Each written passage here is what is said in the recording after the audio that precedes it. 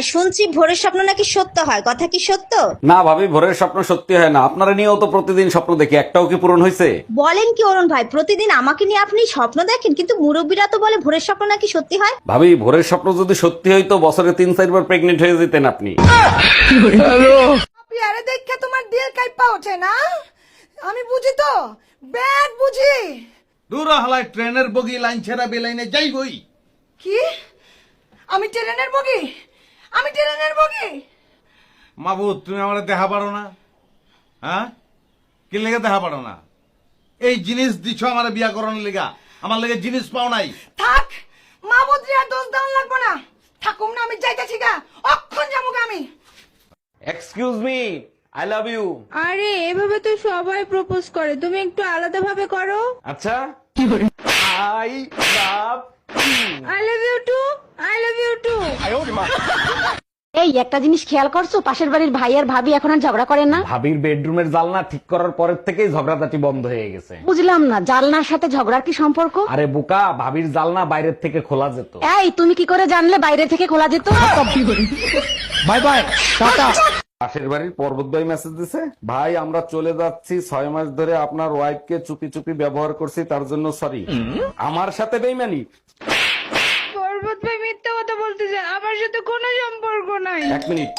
Hello, অরুণ ভাই, মেসেজে wifi জায়গায় ওয়াইপ লিখে ফেলাইছি, তার জন্য sorry. Bye bye, tata, good bye, Gaya. জানো, আজকে আমাদের বাসায় এক সাধু বাবা আসছিল। বলো কি, তাই নাকি? তা সাধু বাবা কি বললো? বলছে স্বামী স্ত্রীর ভিতর যত গভীর ভালোবাসা হবে, ঘরে ধন সম্পদ তত বেশি আসবে। আর যদি পাশের বাড়ির ভাবির সাথে গভীর ভালোবাসা হয় তাইলে কি আসবে? তখন অ্যাম্বুলেন্স আসবে, সোজা আইসিইউ তে নিয়ে ভর্তি করবে। তুমি সাবানার সিনেমা দেখছো? আর দেখছি না, কত দেখছো, ওই দেখতে দেখতেই তো বড় হয়েছে। তাই তুমি একটু সাবানার নাম স্বামী ভাবতে ইচ্ছিল না? সংসারটা একটু হেসে মেসে রাখতে পারো না? সাবানার সোহের সামনে তো সবসময় আলমগীর করতে, আর আমার সোহের সামনে তো সবসময় একটা হুমায়ুন ফরিদি কুকুরুকু হাঁটতে থাকে। আরে মাহবুব, কিরম বা সাবানাটা। ভাল লাগে না, এই জামাইটা কোনোদিনও আমার মনের খবর রাখবে না।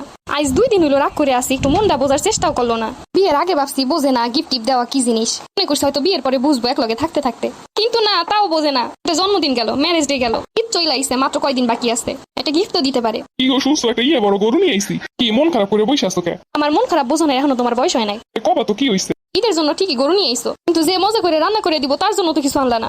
তুমি তো জানো আমি কোনো জিনিস পছন্দ করে কিনতে পারি না। হ্যালো, আমি আপনার ছেলের স্কুল থেকে স্কুল টিচার বলতেছি। জি স্যার, বলেন, কোনো সমস্যা হয়েছে? না, কোনো সমস্যা হয় না, আপনার ছেলে তো লেখাপড়ায় খুবই ভালো, শুধু মেয়েদের সাথে মেশে। এটা সমস্যা না, ছেলের বাপ ও আশেপাশে ভাবিদের নিয়ে থাকে, এটার সমাধান কি সেটা বলেন। হ্যালো, আমি আপনার ছেলের স্কুল থেকে স্কুল টিচার বলতেছি। জি স্যার, বলেন, কোনো সমস্যা হয়েছে?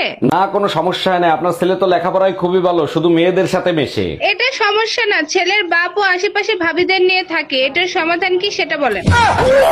এই, তোমার ছেলের স্কুল থেকে ম্যাডাম ফোন দিছে, নাও কথা বলো। হ্যালো, দেখেন, আপনার ছেলে স্কুলে এসে সবার সাথে অশান্তি করে, জরুরি আপনি দেখা করেন। আমি কেন দেখা করব? 10 বছর ধরে বউ অশান্তি করতেছে, আমি কি কখনো শ্বশুরে ডাকছি?